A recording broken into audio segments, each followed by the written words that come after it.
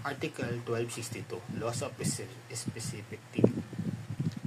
Pag nawala yung specific thing, the obligation is extinguished.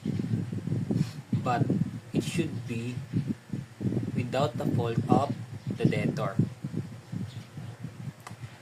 Pero sinabi din naman sa 1262 na pag nawala yung specific thing, the obligation is not extinguished pag sinabi ng batas o kaya naman ay nasa kontrata. Article 1263, Laws of Generic Thing. Pag yung generic thing daw nawala, nagiging liable pa din dahil hindi siya nag-extinguish ng obligation. Pero sa 1263, meron din naman sa exception. Ito, yung delimited, yung tinatawag na delimited generic.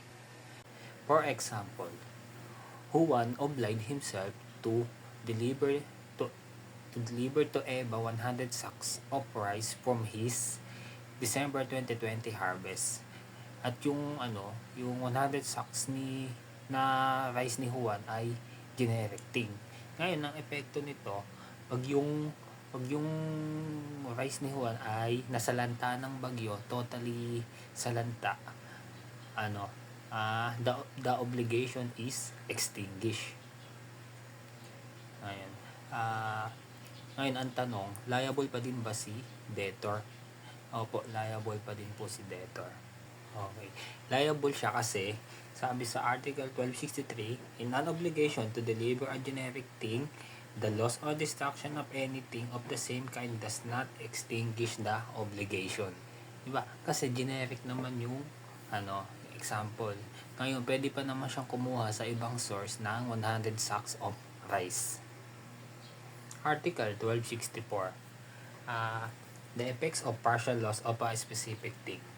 Article 1264 is answer the question, when is partial loss considered a total loss? May mga pangyayari kasi na halimbawa, yung meron na nawala na partial loss pero nako-consider siya as total loss. For example, sa isang ballpen, nawala yung pinaka-body niya, ang natira is yung nasa loob lang ng pinaka-tinta. Ngayon, although partial loss lang siya, pero ano pa magiging silbi nung sa may loob na yun, sa may tinta na yun. Kaya mako-consider siya as total loss. At sabi nga dito, when the loss is so material and the remaining portion of the object is insignificant or immaterial, partial loss of the thing may be considered as total. Gaya nga sa binigay ko na example. 1265, ang sabi dito, sabi dito, there is a presumption that the loss was due to the debtor's fault. If the thing is lost in the possession of the debtor.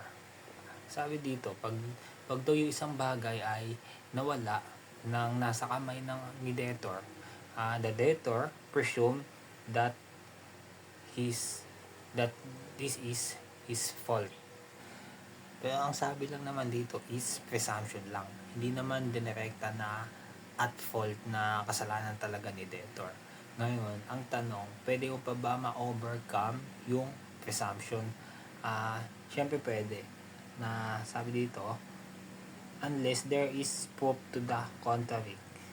Kailangan magbigay ng pruweba ng proof na hindi mo naman talaga ginusto o hindi mo naman talaga kasalanan yun. Ngayon, may sinabi din naman sa article na to na meron naman sitwasyon na hindi applicable yung presumption. Masasabi natin na hindi applicable yung presumption kailan kapag si debtor is not applicable in case of natural calamity. Ito yung sa Article 1265. This presumption does not apply in case of earthquake, flood, storm, or other natural calamity. For example, si Juan nanghiram ng sasakyan kay Eva. Ngayon, habang nasa kamay ni Juan yung sasakyan or nasa pangalaga niya, nawala yung sasakyan. Ngayon hindi pwedeng sabihin ni Pogi na ay, wala naman akong kasalanan dito, hindi ko naman kasalanan yun. Ngayon si Pogi ay, ano, Pogi, ngayon si Juan ay mape-presume at fault. Pe-presume niya na siya ang may kasalanan. Ngayon, pwede namang mawala yung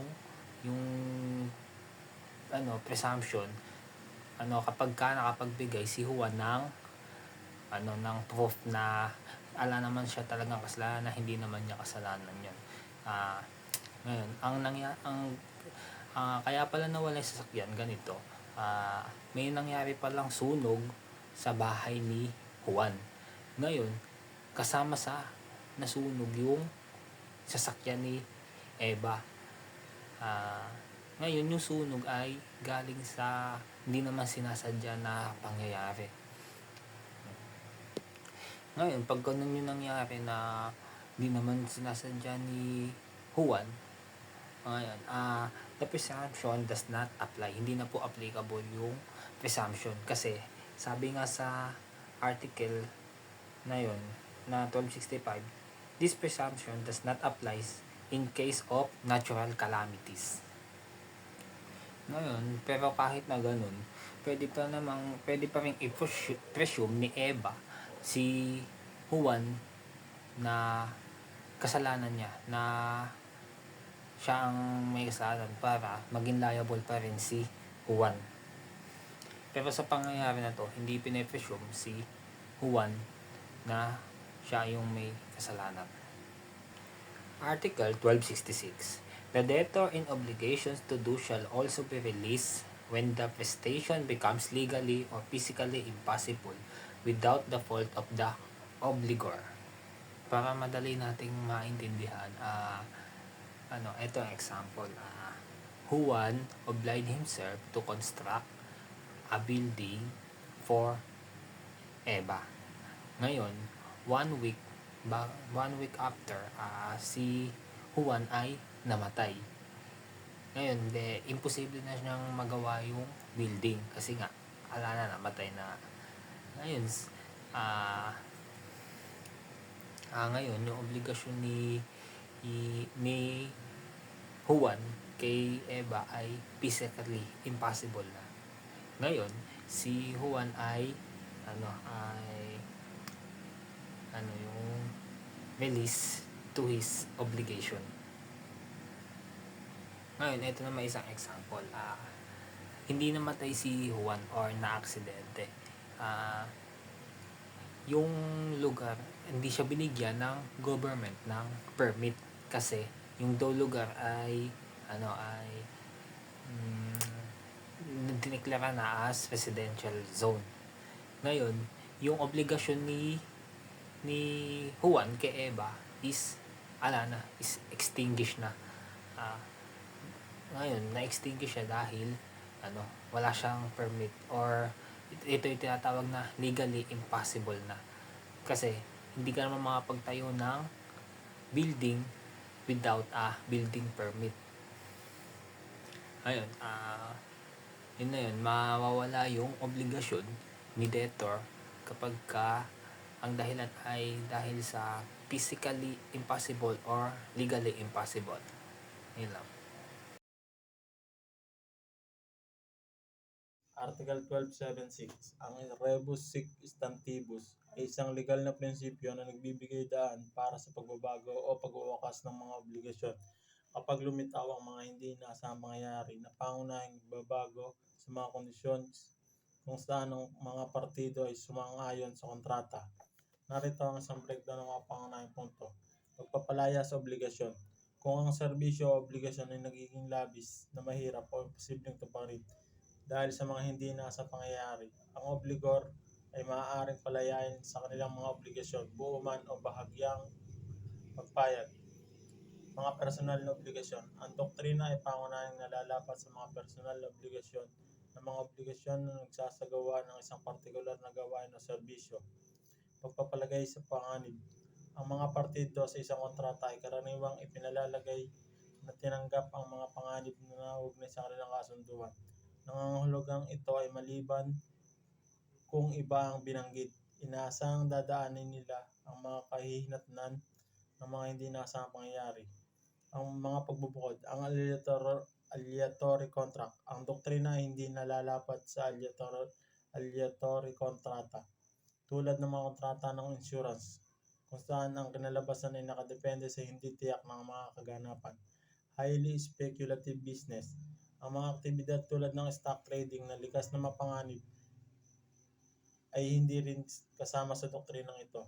Mga obligasyon sa pananalapi. Ang obligasyon may kinalaman sa pagbabayad ng pera ay pamamahalaan ng mga partikular na probisyon at karaniwang hindi napapailalim sa pagbabago sa ilalim ng doktrinang ito. Halimbawa po ito yung Article 375 sa mga legal na sistema.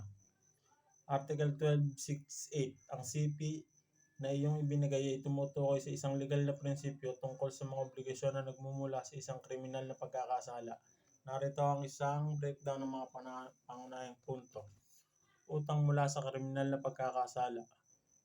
Kung ang isang utang ay nagmula sa isang tiyak na bagay dahil sa isang kriminal na gawa, ang mga utang ay nananatiling mananagot sa pagbabayad ng utang na iyon, anuman ang pangyayaring humantong sa pagkawala ng item. Mga kondisyon sa exemption. Ang tanging kondisyon kung saan maaaring hindi mabayaran ng may utang ay kung inalok nila ang mga bagay sa pinagkakautangan at ang mga taong may karapatan tumanggap nito at hindi makatarungan tumanggi sa nagpautang na tanggapin ito. Mga implikasyon. Ang prinsipyong ito ay nagbibigay diin sa mga utang na hindi maaaring makatakas sa kanilang obligasyon dahil lamang sa isang bagay na nawala o nasira dahil sa isang kriminal na gawa na nagpapatibay sa ideya ng mga obligasyon ay dapat matupad maliban sa mga partikular na kondisyon ay natutugunan. Article 1269. Ang CP na iyong ibinigay ay nagbabalangkas ng isang legal na prinsipyo tungkol sa karapatan ng isang pinagkakautangan. Kapag ang isang obligasyon ay napatay dahil sa pagkawala ng isang partikular na bagay. Narito ang mga example. Extinction obligation. Kapag ang obligasyon ay napatay o nawala dahil sa isang partikular na bagay, ang may utang ay hindi na kailangan tuparin ang kanilang obligasyon sa pinagkakautangan. Mga karapatan sa pagkilos. Sa ganoong kaso, ang pinagkakautangan ay nakukuha sa mga karapatan ng aksyon na maaaring meron ang may utang labas sa ikatlong partido na may kaugnayan sa pagkawala ng item. Nangangahulugan ito na maaaring ituloy ang pinagkakautangan ng anumang paghabol o mga legal na aksyon na maaaring gawin ng may utang laban sa iba ng responsable sa pagkawala. Implication. Tinitiyak ng prinsipyong ito na ang pinagkakautangan na hindi pababayaan ang walang tulong kapag ang obligasyon ng may utang ay napatay. Dahil sa pangyayaring hindi nila kontrolado, pinapayagan nito ang pinagkakautangan na humingi ng kabayaran o pagbawi mula sa ikatlong partido na maaaring managot sa pagkawala. Article 1270. Mga kondonasyon o pagpapatawad ay mahalagang walang bayad at nangangailangan ng pagtanggap ng obligor. Maaari itong gawin ng hayag o ipahiwatig sa namamahala sa isa at iba pang uri na sumasailalim sa alintuntunin kung saan hindi epektibo ang mga donasyon. Ang express condonation ay dapat sumunod sa mga anyo ng donasyon. Article 1272. Sa tuwing ang mga pribadong dokumento kung saan lumilitaw ang utang ay matatagpuan sa pag-aari ng may utang, dapat ipagpalagay na ang nagpautang ay kusang loob na naghatid nito, maliban kung ang salungat ay napatunayan. Article 1273.